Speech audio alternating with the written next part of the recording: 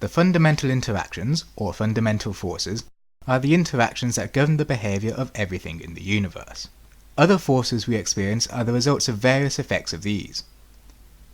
Currently, there are 4 known fundamental interactions, with some speculation over the existence and nature of a 5th. The known 4 interactions are gravity, electromagnetism, the weak force, and the strong force. Gravity and electromagnetism are forces we experience every day. The weak force is important to radioactivity, but, along with the strong force, can safely be ignored for everyday purposes. This is a brief introduction to gravity, the interaction most different from the others and most obvious in everyday life. Our current theories to explain gravity are approximations. The simplest of these is the one created by Isaac Newton after his supposed interaction with an apple tree. The Newtonian approximation is fine for objects travelling nowhere near the speed of light and with relatively small masses, such as the planet or less. Thanks to this, gravity can be treated as a simple force under normal circumstances, unless you are falling into the sun on a regular basis. If you need to calculate the weight of an object or the force pulling things to Earth, the Newtonian approximation is more than enough. Under the Newtonian theory of gravity, all objects with mass attract each other. The masses attracting each other can be simplified to a point each, called the centre of mass. Where this is located depends on the shape and density throughout the mass. This attraction is proportional to the masses of the objects involved, and inversely proportional to the square of the separation of the centres of masses. A constant, known as the gravitational constant g, defines the strength of gravity. Unlike the other values in the equation, this remains the same for any 2 masses. It is worth noting that both objects feel a force of the same strength, but in opposing directions. This means that when you jump, your gravity pulls the Earth slightly towards you. However, the gigantic mass of the Earth in relation to you makes it much harder to move, unless you happen to be carrying another planet on your back. This approximation treats gravity as having an infinite range, but quickly becoming less effective as you get further away from a centre of mass. The fact that it is the distance from the centre of mass is important. While on the surface of the planet, the distance from your centre of mass to your feet may not be much, but the centre of the planet's mass is, by definition, half a planet away. This Newtonian theory of gravity is suitable for uses such as calculating the size needed for a parachute in air, the best angle to throw something at, and some planetary movements. Part of what makes gravity different from the other fundamental interactions is that, unlike the other interactions, gravity is not included in quantum physics. This is because gravity is so incredibly weak compared to the other forces at this scale. However, gravity tends to become more dominant at larger scales, despite its weaker strength.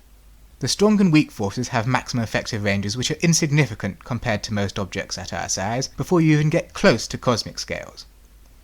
This only leaves electromagnetism to compete with.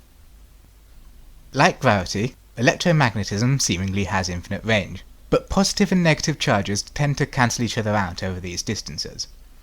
As our current understanding of gravity describes it as only attractive, this gives it free rein to pull things together until it causes problems for itself. This is normally due to creating conditions that give other interactions more to do, such as nuclear fusion in the cores of stars. To explain all the ways that gravity's exclusion from quantum physics makes it weird would, unfortunately, require too much explanation of complicated subjects to cover here. Instead, let's cover one more weird factor. Gravity isn't picky about which particles it affects. Although we understand gravity to be caused by mass and affect mass, it can also affect massless forms of energy. An example of this would be how light cannot escape a black hole.